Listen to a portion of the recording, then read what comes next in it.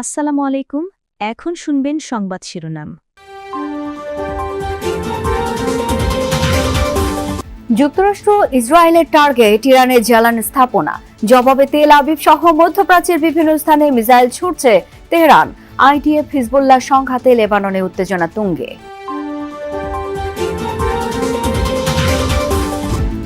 বিদেশে বসে দেশকে ক্রমাগত অস্থিতিশীল করার চেষ্টা করছে শেখ হাসিনা, অভিযোগ মির্জা ফখরুলের। রাজধানীর মানসিক স্বাস্থ্য হাসপাতালে মন্ত্রী প্রতিমন্ত্রীর ঝটিকা পরিদর্শন, অপরিচ্ছন্ন পরিবেশ নিয়ে ক্ষোভ। সোহরাওয়ার্দী হৃদরোগ ও পঙ্গু হাসপাতালে র্যাবের অভিযান।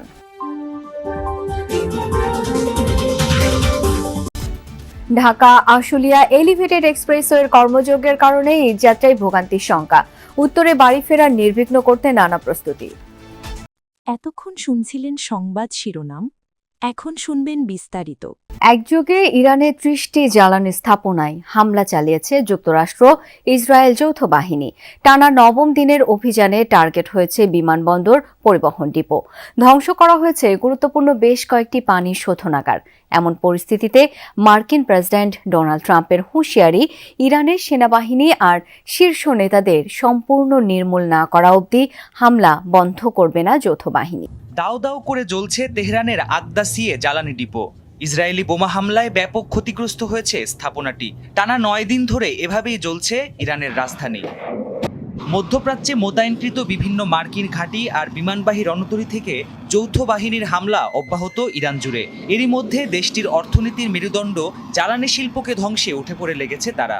দেশটির কমপক্ষে ৩০টি জ্বালানি স্থাপনায় হামলা চালিয়েছে যৌথ বাহিনী। এসব স্থাপনা থেকে নির্গত বিষাক্ত ধোঁয়া ছড়িয়ে পড়েছে আশপাশের বিশাল এলাকায়। হামলায় ক্ষতিগ্রস্ত কুদস ফোর্সের অন্তত ১৭টি যুদ্ধবিমান।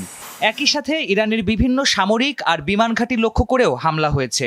ইস্পাহান বিমানবন্দরে কয়েকটি F-14 যুদ্ধবিমান ধ্বংসের দাবি করেছে ইসরায়েলি বিমান বাহিনী। এছাড়া গুরুত্বপূর্ণ ট্রান্সপোর্টেশন হাব, পানি শোধনাগার আর বিমানবন্দরকেও টার্গেট করেছে।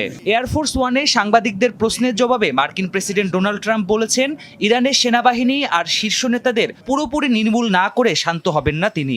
যুদ্ধ থেকে পিছিয়ে আসার কথাও উড়িয়ে দেন। মানবাধিকার সংস্থা রেড ক্রিসেন্টের দাবি, এরই মাঝে ইরানের ৬,৫০০-এরও বেশি বেসামরিক স্থাপনায় হামলা চালিয়েছে মার্কিন ইসরায়েল যৌথ বাহিনী। মার্কিন ইসরায়েলি যৌথ অভিযানের জবাব দিতে দূরপাল্লার মিসাইল হামলার পরিধি বাড়িয়েছে ইরান। ইসরায়েলের বিভিন্ন শহর লক্ষ্য করে ছুটছে মুহুর্মুহু মিসাইল। দুঃখ প্রকাশের পরও আরব দেশগুলোই হামলা বন্ধ করেনি তেহরান। কুয়েতে বিমানবন্দর সহ একাধিক স্থাপনায় আঘাত এনেছে ইরানি ড্রোন। পাওয়া গেছে দুজনের প্রাণহানির খবর। সৌদি আরব, বাহরাইন, কাতার, কুয়েত ও সংযুক্ত আরব আমিরাতেও হামলা চালিয়েছে আইআরজিসি। মার্কিন দূতাবাস সহ ইরাকের বেশ কয়েকটি স্থানেও গুমের মতো অপরাধের অনুশোচনার বদলে বিদেশে বসে দেশকে ক্রমাগত অস্থিতিশীল করার চেষ্টা করছে শেখ হাসিনা। এটা এক ধরনের ফৌজদারি অপরাধ বলে অভিযোগ করেছেন স্থানীয় সরকার মন্ত্রী ও বিএনপি মহাসচিব মির্জা ফখরুল ইসলাম আলমগীর। দুপুরে বাংলাদেশ ফিল্ম আর্কাইভ মিলনায়তনে মায়ের ডাক চলচ্চিত্র নির্মাণের যাত্রা উপলক্ষে আয়োজিত অনুষ্ঠানে কথা জানান তিনি। বলেন, প্রতিটি গুম পরিবারের ভবিষ্যৎ এখনও অনিশ্চিত। বিভিন্ন ভাতা দেয়া হলেও গুমের শিকার পরিবারগুলো স্বাচ্ছন্দ্যে জীবনযাপন করতে পারছে না। গুমের শিকার পরিবারগুলোকে সরকারের তরফ থেকে ভাতা দেয়া জরুরি। এ বিষয়ে প্রধানমন্ত্রীর কাছে চিঠি লেখা হবে বলেও জানান মির্জা ফখরুল ইসলাম আলমগীর।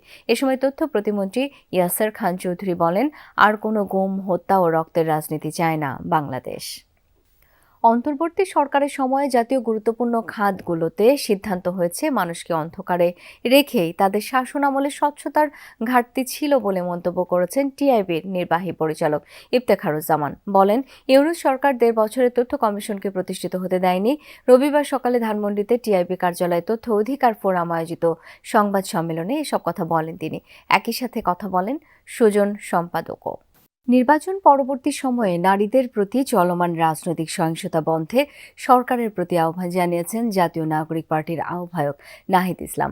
সকালে ঢাকা রিপোর্টার্স ইউনিটিতে জাতীয় নারী শক্তির আত্মপ্রকাশ অনুষ্ঠানে তিনি বলেন, বিচারহীনতার সংস্কৃতির কারণে নারীর প্রতি সহিংসতা ও সাইবার বুলিংয়ের মতো ঘটনা দিন দিন বাড়ছে।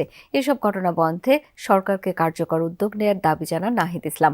অনুষ্ঠানে মনিরা শারমিনকে আহ্বায়ক ও ডাক্তার মাহমুদ আলম মিতুকে সদস্য সচিব করে জাতীয় নারী শক্তির ৩ সদস্যের কমিটি ঘোষণা করা হয়। কমিটির মুখ্য সংগঠক নুসরাত তাবাসসুম এনসিপির সহযোগী সংগঠন হলেও নারী শক্তি স্বাধীনভাবে কাজ করবে বলে জানান নাহিদ ইসলাম। জাতীয় মানসিক স্বাস্থ্য হাসপাতাল ঝটিকা পরিদর্শন করলেন স্বাস্থ্যমন্ত্রী সরদার মোহাম্মদ সাখাওয়াত হোসেন। সকালে রাজধানীর শেরেবাংলা নগরের হাসপাতালটিতে গেলে নানা অনিয়ম নজরে আসে মন্ত্রীর। নোংরা বিছানা, তেলাপোকা, ঝাড়পোকা, অস্বাস্থ্যকর পরিবেশের ব্যাপারে তিনি ক্ষোভ জানান। বিশেষ করে রোগীর নোংরা বিছানা দেখে মন্ত্রী নিজেই অবাক হন। অনেক রোগী এবং তাদের স্বজনদের অভিযোগ, দেয়া হয় নিম্নমানের খাবার। তারা বলেন চাহিদা অনুযায়ী ওষুধও পাচ্ছেন না, ডাক্তাররা সময় মতো হাজির হন না।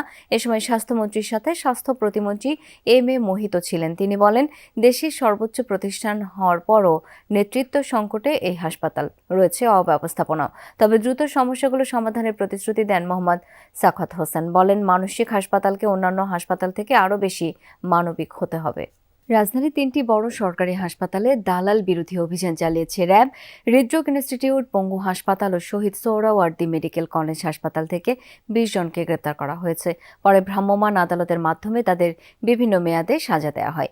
রোগীদের হয়রানি এবং হাসপাতাল কেন্দ্রিক দালাল চক্রের দৌরাত্ম্য কমাতে সকাল থেকে অভিযান চালায় র্যাব 2। জানায় স্বাস্থ্য মন্ত্রণালয়ের গৃহীত দালাল বিরোধী 7 দফা কর্মসূচির অংশ হিসেবেই এই অভিযান। আটক দালালরা দীর্ঘদিন রোগীদের বিভিন্ন প্রলোভন দেখিয়ে সরকারি হাসপাতাল থেকে সরিয়ে নিচ্ছিল। বাইরে প্রাইভেট হাসপাতালে চিকিৎসার নামেও তারা করছিল প্রতারণা। এদিকে শহীদ সোহরাওয়ার্দী হাসপাতালের পরিচালক জানান, হাসপাতাল এলাকায় দালালদের দৌরাত্ম্য বন্ধে প্রশাসন কঠোর অবস্থানে রয়েছে। সেবার মান বাড়াতে হাসপাতালের ভেতর হুইল চেয়ার সরবরাহ নিশ্চিত করা এবং স্টাফদের নির্ধারিত পোশাক পরিধান বাধ্যতামূলক করা হয়েছে। জানান, হাসপাতালগুলোকে দালাল মুক্ত রাখতে প্রশাসনিক অভিযান অব্যাহত থাকবে। রমজানের দিনগুলো যতই যাচ্ছে ততই এগিয়ে আসছে মুসলিম সম্প্রদায়ের অন্যতম বৃহৎ ধর্মীয় উৎসব ঈদ উল ফিতর। এবারও ঢাকা আশুলিয়া এলিভেটেড এক্সপ্রেসওয়ের কর্মযোগের কারণে ভোগান্তির শঙ্কা রয়েছে উত্তরের যাত্রীদের। যদিও ঈদ যাত্রা নির্বিঘ্ন করতে নানা প্রস্তুতির কথা জানিয়েছে পুলিশ।